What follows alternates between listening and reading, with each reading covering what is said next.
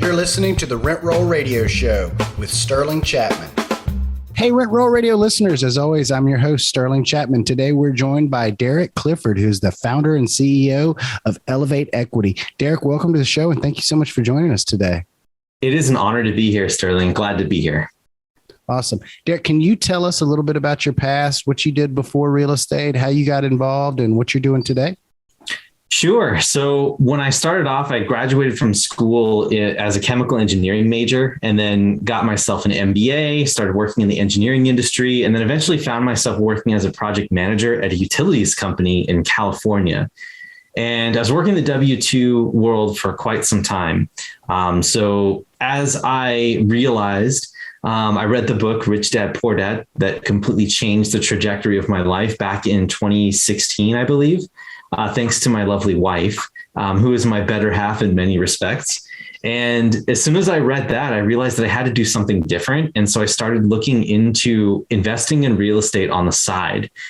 The problem is that I was living in the Bay Area at the time, in the California Bay Area, where average house prices are $1 million plus, and I couldn't even afford to invest in my own private residence. So that forced me to start looking elsewhere. And then I found some places to invest after talking with some investors outside of the state, in the Midwest and in the South. And so that's kind of how the whole thing started. So I still am very much a project manager and process oriented and an engineer at heart, but I love building portfolios and investing in multifamily.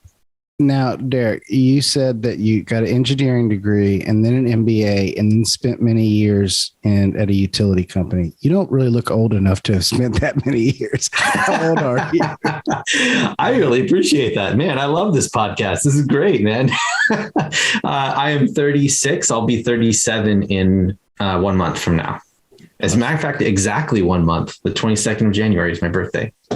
Awesome. It must be all the intermittent fasting. Sorry. Yeah, it could be. Or it could be, Sterling, that I'm married to a naturopathic doctor. That could also be it. Absolutely. So, yeah, you were telling me before and I hate doing this, but we started chatting before the show started. And I always love to ask all the questions on the show. So I usually kind of skip straight through it because I'll get, 5 minutes into a really great conversation. I'm like, oh, everybody should be hearing this. Let's hit record, So when we started, you had said you just exited your W-2 job, which is awesome.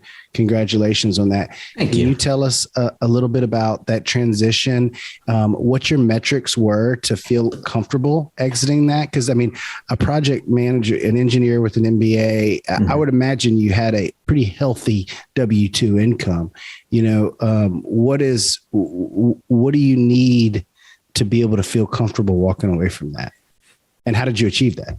Yeah, no, thank you. So I get this question a lot, but I'll be honest with you. It starts with the mindset.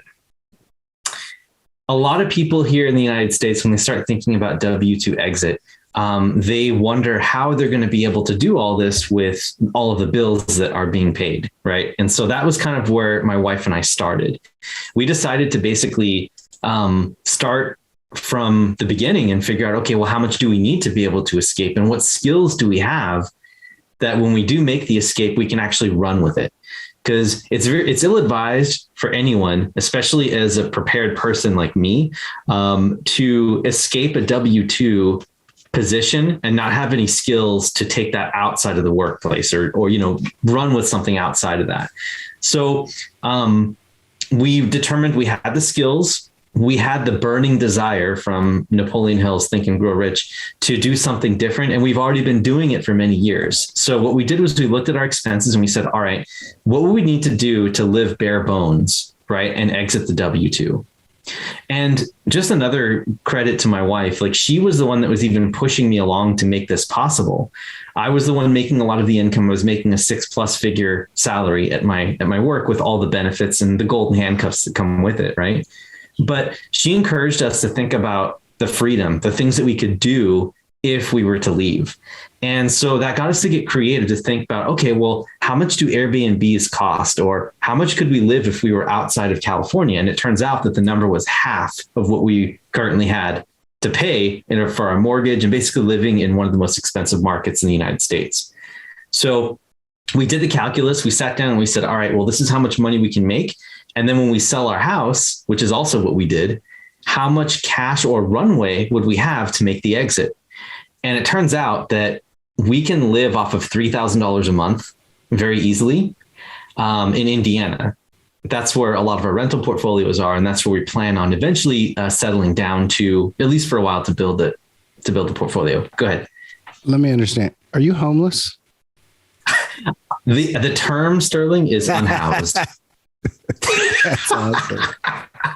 So yes. So we basically, everyone asks us if we have an RV. That's incorrect. We have a CRV where we basically put all of our personal, belongings into and travel from place to place. And so we're on our 18th Airbnb right now. And this whole adventure started back in May when I left the job in August, but I was able to, because of the work from home thing, I was able to work from home for a little bit of that and then finally pulled the plug in August. But in any event, there's got to be some sort of translatable skills that you have before you make the leap. So you have something to work on when you do make the leap.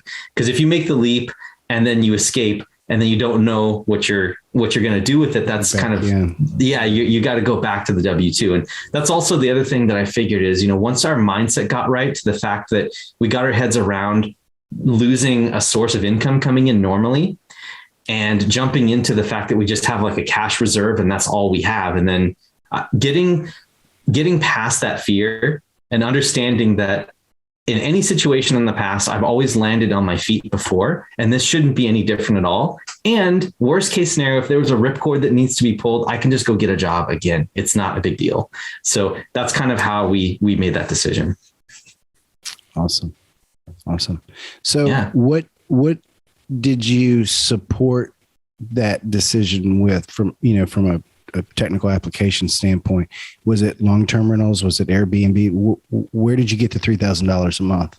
Yeah. So we still don't have the $3,000 a month coming in reliably because we have rental properties that we had just 1031'd out of, and we moved into apartment buildings. So they were single family homes. And then we moved those over into multifamily, and a lot of them are joint ventures that are just starting to like get back up to that point and go above where we were before. But it's unstable. It always is when you're first starting and you're getting tenants moved in and you're doing rehabs and all that. But we're getting pretty close to a point where it's going to be stable. And then we also have a bunch of syndications that we're doing too, where we have acquisition fees and we have some other income coming in from those sources, as well as my wife's business. Plus the fact that we have a nice little cash reserve from when we sold our house. So we really don't have any type of qualms about this whatsoever. We have plenty of sources of income, full control of our expenses, and a nice cash reserve in case we need it. Awesome. So tell me more about the joint ventures and the syndications. What type of apartment complexes are you buying? Where are you buying them? How are you buying them? Yeah. So for the joint ventures, we're doing most of our stuff in the Midwest because the price to purchase ratio is just really advantageous out there. Price to rent ratio. Correct. Yep. And so it makes a lot of sense to invest in those areas. So here's what we do. And, this might be a hint for you and your listeners, but what we like to target is the 24 to 48 unit type properties. And while it's true, you can't get economies of scale on those and get like a property management company, a single property management company involved. What you can do is you can buy two of them right next to each other, or right across the street, or right in the same block. And what that allows you to do is when you go to sell, you can combine them as a single portfolio with a single property manager running all of them. So the cool thing about this is that you get to buy them at low prices because you're buying them from usually less sophisticated owners, right? So you get to pick them up one by one. And then as you pick them up and stabilize them, you can rebrand them to be the same thing if they're on the same block or within a few hundred feet of each other, right? And so when you do that strategy, you can basically get away with calling it a single property, especially if the parcels are backing up to each other. You can basically combine the parcels depending on what, city or state you're investing in. That's an easy process to do or hard, depending on what your situation is. But then you get to run them like a portfolio. And instead of trying to sell or exit two properties, one for 40 units and one for 30 units, instead you can do one package of 70 units and run them together. And then that will get you more favorable exit prices as a seller. And as a buyer, it makes more sense because you can install a full-time PM to oversee both the properties that are acting as one entity. Awesome. I love it. And you don't have nearly the competition because most of the big dogs are chasing the 100+ units for the economies of scale. So that's an excellent strategy we hear about all the time. And the mom and pops are not likely on the market where everybody that's on the market in we're recording this in the into 2021, where there's massive overprice everything everywhere. Yeah. And the cool thing is, the cool thing is when you buy from these mom and pop, like generally what happens is you're picking up at a low NOI, right? So all the properties have the low operating income because their expenses are just super inflated. And so if you have, someone like a property manager who's on the management team, and generally like the way we structure these is we have a property manager that we work with on the ownership side with another property. And then we have a property manager, so we basically have a property manager as an owner and a property manager as an operator on different properties, and they swap, right? So that way we have two property managers checking each other all the time. And if there's an issue, it'll be easier to kind of untangle that later on. But it's really good to have a PM on your management team and your ownership team so that you can oversee what the other PM is actually doing operational wise, right? And look for red flags. I got you. So you won't, the property manager you have in the GP will not actually be the property manager of the property. Most times, yes. Oversee, there will be a checks and balance to the property manager. And then on the next deal, they'll be the property manager and you'll have the other guy as on the general partnership. Yes, sir. That's awesome. I love that. I'm going to take that back to my partners. We might steal your idea. That's no worries. I think, I think doing something like that helps keep the balance in check. And then they know that they're being watched, and it just keeps everyone it keeps the circle of trust in there. Right. And you start to build a team. And if you need to, then, you bring them on as an owner, and then you bring in a new property manager. If the other one isn't performing well, you bring in a new one, and then the process starts over again. Right. But obviously you have to know these people for quite some time before you bring them into the ownership side. So that's why I always like to try them out on the property management side first, and then have them help you out with acquisitions and be like, hey, do you know any of the sellers who are wanting to sell? That's a perfect way to get them to go from the property management person to then jumping to the ownership side by saying, hey, if you can help, if one of your owners is wanting to sell to someone, maybe we can buy and cut you in as an owner if you really want. That way, all the incentives are aligned, because we're all about trying to align incentives up so that everyone is wanting to do what's best for both them and the organization. I just felt like, over the years, that's been the easiest way to manage incentives and keep people motivated to work well. Yeah, absolutely. Can you tell us a little bit about your team, your company, what the general partnerships look like, what involvement you have, what you prefer, the different, it's such a team sport. It's not like I buy and fix up a bunch of single family houses, and I do that by myself. But when I syndicate apartment complexes, I work with like 4 other guys, and I enjoy certain aspects of it, and they're better at certain aspects of it. So are you a one-stop shop where you and your wife and your company handles the whole part of the process, or do you have other partners in the general partnership? And if so, what's your favorite part of it? Yeah. So, right now, I'm in the unfortunate situation, Sterling, where I love everything. I love the acquisitions. I love the underwriting. I love the asset management. I love investor relations, all those different groups I love. And we're just now starting to bring on individual team members in-house for us to be able to offload certain portions of that. So while the company itself will still be one stop for everything, we're going to have individual team members that'll be able to handle specific aspects, and I'll be able to kind of drop in. And the way that we do that, Sterling, is that we create really strong processes. Like, for instance, we have, an asset management sheet where we have all of the property management statements, regardless of what software they use, whether it's, AppFolio or they use RealPage or, whatever, because these are smaller properties, not quite ready for the bigger professional property management.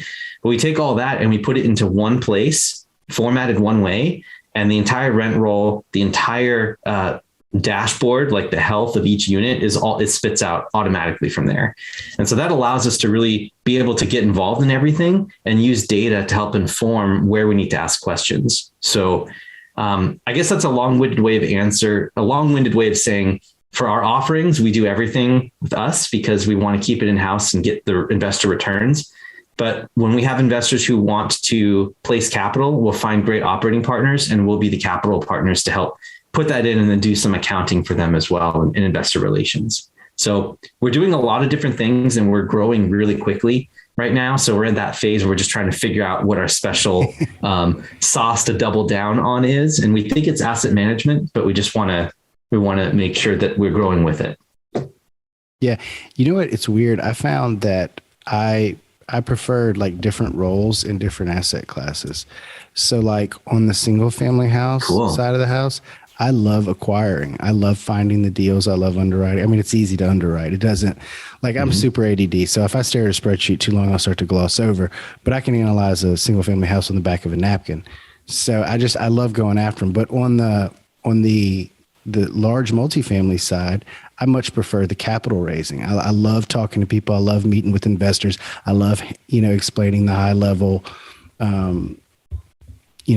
perspective of how it works and everything. So I just always found that unusual that in different asset classes, I have completely different roles that I'm more comfortable with.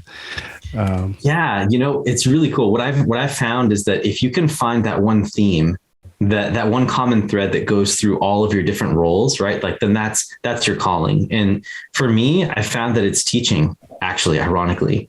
And so being a teacher and showing our team members how to do things. And then also, of course, doing the work, like putting in, I was an engineer, I was a business person. So I love details and I love to dive in. And that's kind of my downfall because it's taking me so long to get this thing started and up and running. But now that we're here, I'm starting to delegate more, and that's taking a mindset piece. But I've found that my common theme is teaching. And so if I like teaching, then I can teach my team members how to do this and also build courses, and then also teach investors how to find the right properties and what to look for, even if it's not my own. I absolutely welcome people to send me prospectuses of other properties and an investment offering so that we can kind of talk through it together. And I will tell them it looks like a good deal. So that's kind of my approach too. And I'm wondering, are you thinking, I'm going to turn the question around and ask you the question. Have you found something that you like that's a common theme across all of your roles in the different asset types that you like to do? So I think a lot of what I like to do is interfacing with people. So, whether it's networking, capital raising, podcast, any part where it's interpersonal communication versus, I like systems. I'm not patient enough to sit down and build them. I always say, because I talk a lot about how I hate underwriting, and people assume that I can't underwrite. I'm like, well, I have an MBA and a degree in finance. Like I can make my way through a spreadsheet if I need to. It's just not what I enjoy doing. Mm-hmm. So I tend to prefer the interaction. When I say I enjoy the acquisition side of the single family, really all the acquisition side is building relationships with enough wholesalers to get them to send you. Bingo. You know what I mean? Yeah, exactly. So cool. I just find that the interpersonal thing on that side is what the interpersonal thing on this side is, I think that's great. Yeah, that's clear because that's what real estate investing is all about, right? Like you're looking for, connections, relationships, like building the rapport. And that's ultimately what's going to make it all work, right? Is those personal relationships. So very cool, man. I'm glad you found that. Awesome.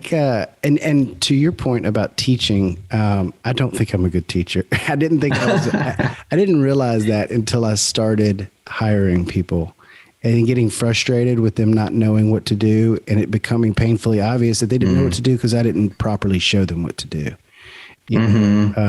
So that was like a recent, kind of look in the mirror moment for me. I was bitching to a friend about my new assistant not knowing how to do something properly. He's like, well, did you like step by step sit there and show him how to do it? And I was like, Oops. no, yeah.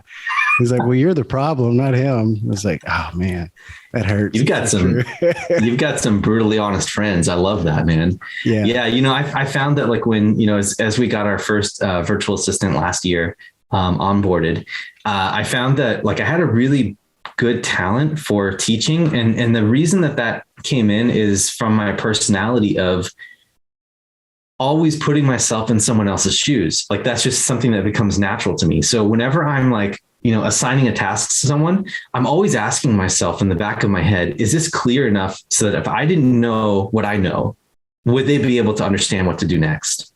And oftentimes the case is no. And so then I go the extra effort to give extra resources and record myself. Like, I'll just go onto Loom, or I'll take a Zoom, like I'll just do a screen share with Zoom and I'll record myself doing the actual task and then linking to that in Asana and being like, here's how you do it. This is what I want you to do.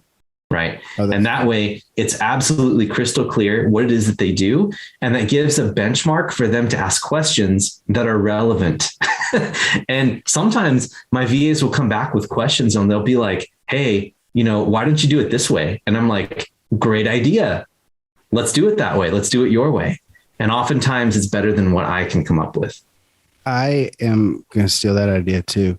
So you'll go through, because there is a laundry list of things that I want my assistant to do that I just don't have the time or energy or patience to sit and show him how to do. But if I recorded myself doing it on the computer, what's the difference? There's really no difference. The other thing I would also recommend too, and this is my project management brain coming out here, is have a tracking system for your virtual assistant so that you can see what they're working on and all of the commentary and the questions is collected in one place for that specific task. So whether it's a sheet, Google Sheets or an Excel spreadsheet, or if you're using something more robust like Asana or something like that, that just really speaks to my project management side, my slant, right? Because I really love to track things and I love details and all of that. And I'm a process builder. I know that some people like yourself are not process building and you don't like to do the details. So you can leave that to someone else, but you can have your virtual assistant create an Asana platform for you. You can say, hey, here's the outcome I want you to do. Can you please create a platform where when I assign a task to you, you document it, right? And then you show me where you're working on it and just give me the access to it. So, when you're working with the VAs, give them a result to shoot for. There's either a rudimentary thing that you want them to repeat over and over again, which is something you screen record and do, right? Your process. Or there's a creative thing where you're like, here's the objective I want you to do. Here's the timeline, how long I'm giving you to finish it. And in the middle of the way, show me what you come up with, right? And then there's a conversation back and forth, and you're kind of co-creating this thing that is meant to serve you and also serve other VAs. And keep in mind too, when you build something like this, the whole objective is for it to be repeatable so that if that VA doesn't work out, you can get a new VA plugged into the same system right away. Sure, right? Sure. So that's what we've kind of perfected. That boils back down to the E-Myth, the whole methodology there. Oh yeah. Is if you ever really want to, be free from it all, you got to document everything very, very well so that anybody you rotate in or rotate out, you can plug in and you have it all right there. And I admittedly have not been that entrepreneur. I carry the whole world around in my head. And if I always joke with my wife that if I get hit in the head, like we could lose everything because you know what I mean? Yeah, if I that's get a right. car wreck and get amnesia, like we're screwed. Oh man. So, Sterling, maybe after the show, I can open the kimono up for you and I can show you like what I do in Asana and what I do with some stuff to make it repeatable, because it doesn't have to be intimidating. You can have your virtual assistants build it for you, especially if they're process oriented, if they think like that, right? So if they don't think like you do, it'll be really easy for them to do it. It's just that you're projecting a difficult task when for them, it's actually easy. So, just because you're a different person. So I'd be happy to share that with you. Awesome. And then, maybe in the show resources, I can make some also recommendations for your listeners too, if they're interested. Yeah, definitely. Yeah. So in the sake of time, because I want to hit two more topics before we go to the radio round. The first one is, can you go through one of your favorite deals for us? Kind of what it looks like, how you found it, how you funded it, what the returns are like. Yeah. So I will do that real quick. So it's actually kind of a nightmare property, but also it has a good ending. So this was one of of course, it's always the first properties that you get in a new market, but it was the first property we got in Indiana, a multifamily in Indiana. And when we got that property, we knew we had to do a full gut on it. We figured, because we bought 18 units for $350,000. So that's quite a steal, even for 2018. Sure. But the catch was that it needed a full rehab, right? It needed all the plumbing and all the electrical to get redone, and all the interiors definitely needed some love too. So we figured it was going to be $500,000 to do all this work, right? For all the units. It ended up being like $800K because we had PMs steal from, or not PMs, but like contractors steal from us. And it was just this huge mess. Right. But after the whole thing was said and done, after we got through everything, and it took us about a year, about 18 months or so, 18 months, to get all the units filled, we were able to get an appraisal come in at 1.4 million. So nice. Just to get this straight, we bought it for 350. We put about 800K into it. And then we got a valuation of about 1.4. So that means that we were able to pay off all of our private notes, pay off all of our debts and everything, and then pull out all of our original capital. And so now the property is just kind of running on its own right now.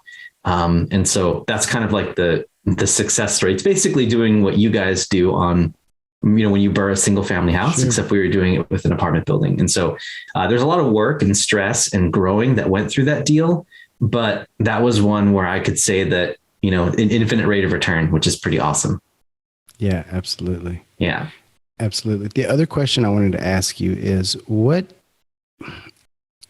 advice do you have for somebody else that's just getting started? Think like, what would you have done differently from the beginning? Yeah, man, this is a really loaded question. I think the first thing is mindset. That's the first thing. Sure. There's a lot of fear and analysis paralysis that I had at the beginning. And I think that getting a mentor and putting some money in to talk with someone who knew what they were talking about first, to get your skin in the game in this whole real estate thing, that would have helped me out a lot. It would have shaved years off of my learning curve. Because, as an engineer, as a PM, project manager, I like to get into the details and learn a lot and overanalyze. And then I realized that I was doing too much. What it comes down to, Sterling, and for your listeners, there's more to this, but I think this is all that we have time for, is that when you're doing your first deal, you'd be impressed like how long it takes to get your first deal done. But once that gets done, then everything else is kind of like repeatable. So for that first deal, if you can shift your mindset away, if you're an analysis paralysis person, shift your mindset away from trying to hit a home run straight out of the gate to instead learning something and knowing that it's a process that you'll repeat, and you trust that like the values will go up over time, because that's what real estate does. You fall into that trust, and your mindset is there at that point. That's going to change the game for you, because as soon as I realized that, it's like, I've just been looking at numbers all day and I'm not doing anything. Like I have to do something, because at some point you don't know what you don't know. Right. Yeah. And so once it's all mindset. It's the only differentiator. That's right. People don't realize that there are so many people that are way smarter than me that envy my success with real estate. And they're like, but I'm, notably way smarter than you. Why can't I figure it out? And I'm like, well, the problem is you have all this mechanical knowledge, but you don't focus on developing your mindset in a way that motivates you to overcome risk. Because that's really what it is. It's just, it's getting your head clear enough to be comfortable with taking action. 100% agreed. And can I add one more thing here too? I think it's also, it's fear. It's just mindset. It's the ability to take something and run with it. And if you're not committed and you don't have that, then it doesn't work. there's no point in moving forward because you have to work on your own brain to make it work. And once you can get around or convince yourself of the fact that it's a learning experience, you're covering your downside somehow by just assuming you can get your money back out. That's the thing. And I think people are looking for silver bullets, Sterling. That's what I think it is. I think people are looking for a quick, easy answer, like a stock pick or something, or something like that. And it doesn't work like that in real estate. And I think that's the real problem is that, some of these mechanical minded people that think sequentially like me, I was looking for a silver bullet and I realized that it just wasn't there. There isn't any. Yeah. Yeah. The opportunities disguised as work in overalls, is the old saying. That's right. Opportunity looks like work, doesn't it? Yeah. So real quick, I want to hop to our radio round, help our listeners get to know you a little bit better. Sure. First question is, what's your favorite book? Yeah, man, there's so many. I think that all time it's The Millionaire Real Estate Investor, or The One Thing, right? But nowadays, if I have to pick one, it is Who Not How by Dan Sullivan. Yeah, I just finished that. Great book. Awesome. Good stuff, man. What about your favorite quote? Yeah. So my favorite quote is kind of cliche. But that's what I'm assuming. But it is, the journey of 1,000 miles starts with a single step. Yeah. And I think for me, embracing that and knowing that it may be a long journey and just being vested for the long term and taking action, with that first step by breaking it up into bite-sized, manageable pieces, that's going to really get you somewhere. Yeah, absolutely. Awesome. What's your favorite thing to do outside of work? What's outside of work? What is that? Right. No, I'm just kidding. We get a lot of that. What do you mean? Right. Yeah. I really like to connect with nature. I'm a big meditation person. I love Topgolf as well. I've never gone into a golf course, but I like Topgolf. Do you know what that is? What Topgolf is? Yeah. And I love spending time with my wife as well. And then also my guilty pleasure is playing video games, like playing Civilization 5, like strategy games, Yeah. And so that's really what I like to do on the weekends to decompress. Okay, cool. So how can our listeners get in touch with you and find out more about you and learn from you and invest with you? Yeah, thank you, sir.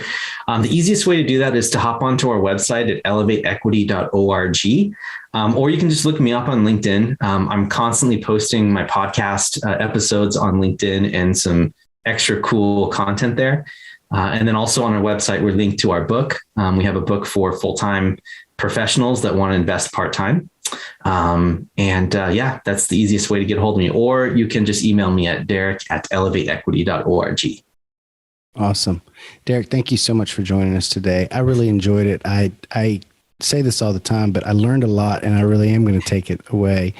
I'm really appreciate the nuggets, and I'm definitely going to use the recording tactic to train my assistants in the future. Absolutely. As well as some other things. I don't usually re-listen to my podcast, but I'm going to listen to this one after it comes out because I know there's some other gold in there. So thank you. Awesome. I'm so happy you reached out, and look forward to keeping up with you on your journey. Yeah, thank you so much, Sterling. It's great to be here. Thanks for tuning in to the Rent Roll Radio Show, brought to you by Crestworth Capital. We hope you enjoyed the show, and if you did, please hit the subscribe button and leave us a rating and review. You can also visit us at crestworthcapital.com or rentrollradio.com, or follow us on Facebook at Rentroll Radio or at Crestworth Capital. If you would like to reach us, feel free to shoot us an email at info@rentrollradio.com or sterling@crestworthcapital.com. We hope you come back next week to join us on some more of our journey. Until then, happy investing.